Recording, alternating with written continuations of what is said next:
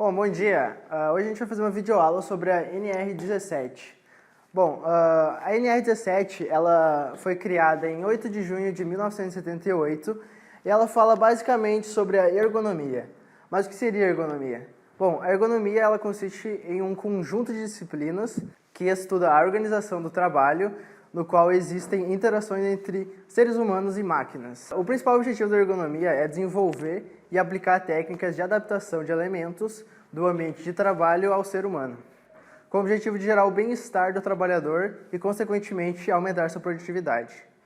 Bom, isso significa que a ergonomia tenta trazer o máximo de bem-estar possível ao trabalhador, aplicando em seu ambiente de trabalho. Bom, a NR17 também fala sobre levantamento, transporte e descarga de materiais. Não deverá ser exigido nem admitido o transporte manual de carga por um trabalhador cujo peso seja excessivo ao comprometer a sua saúde ou sua segurança. Todo trabalhador designado para o transporte manual de cargas, que seja contínuo, deve receber algum treinamento de trabalho para não afetar sua saúde e prevenir acidentes. Quando mulheres ou trabalhadores jovens forem designados para transporte manual de cargas, o peso deverá ser nitidamente inferior ao que um homem possa carregar, para não comprometer a saúde e a sua segurança. O transporte e a descarga de materiais feitos por impulsão ou tração, de vagonetes sobre trilhos ou carrinhos de mão, deverá ser executado de forma que o esforço físico realizado pelo trabalhador seja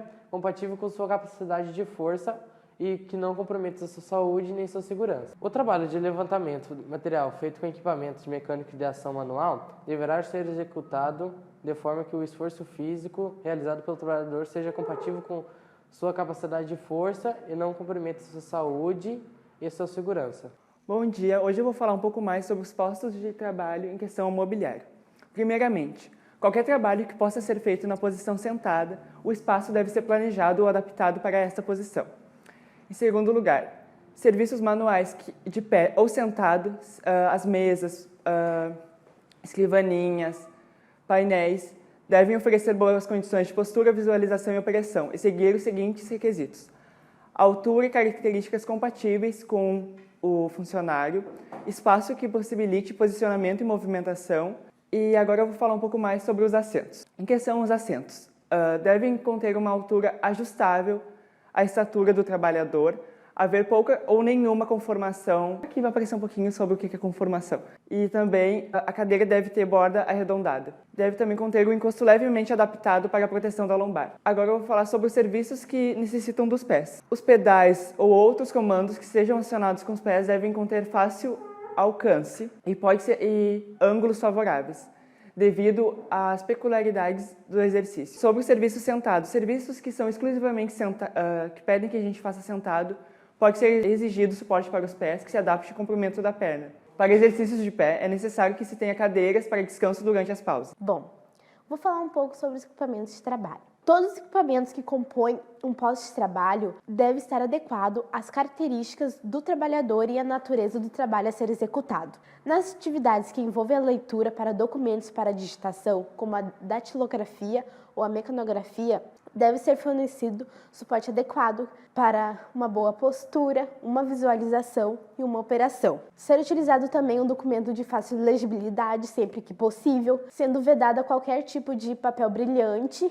ou de qualquer outro papel que provoque ofuscamento. Os equipamentos utilizados no processamento eletrônico devem observar o seguinte: condições de mobilidade suficiente para permitir o ajuste de tela, uma iluminação, protegendo de qualquer reflexo e proporcionar correto ângulos para o trabalhador.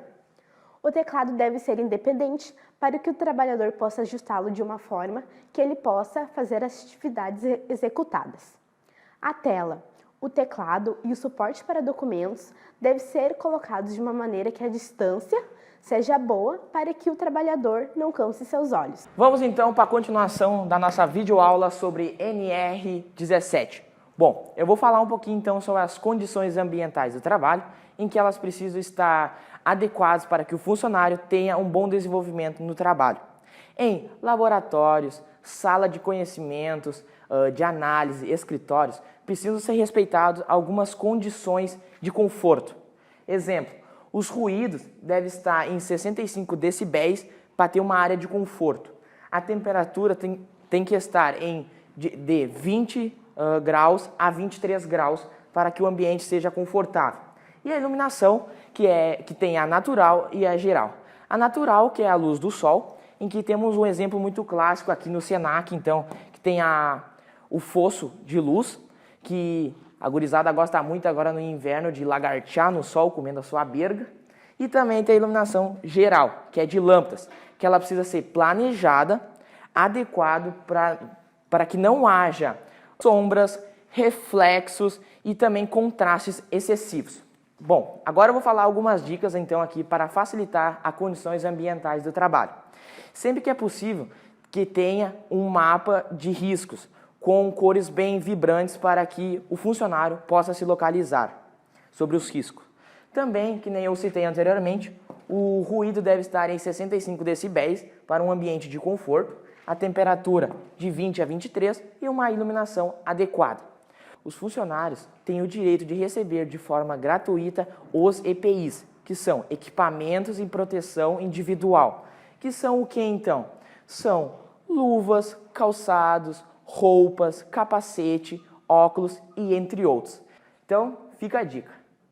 Hoje eu vou falar um pouquinho sobre a organização de trabalho e tem alguns conceitos que a gente deve levar em consideração para isso, que é o modo preparatório, a determinação do conteúdo de tempo, a exigência de tempo, o ritmo de trabalho, ou seja, a intensidade do trabalho, o conteúdo das tarefas, ou seja, a quantidade.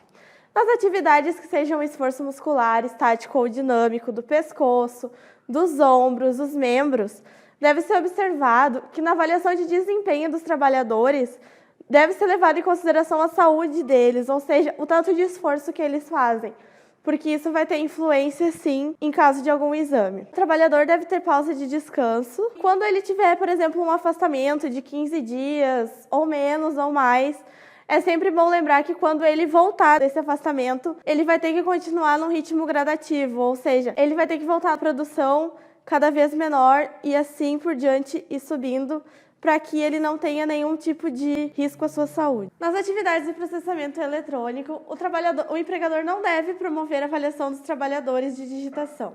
O número máximo de toques deve ser de 8.000 e o tempo de trabalho não deve exceder 5 horas, sendo que nessas 5 horas o trabalhador pode fazer outras atividades. Caso haja afastamento desse trabalhador de menos de 15 dias ou mais de 15 dias, ele deve voltar fazendo a produção de toques no teclado progressivamente, aumentando com calma.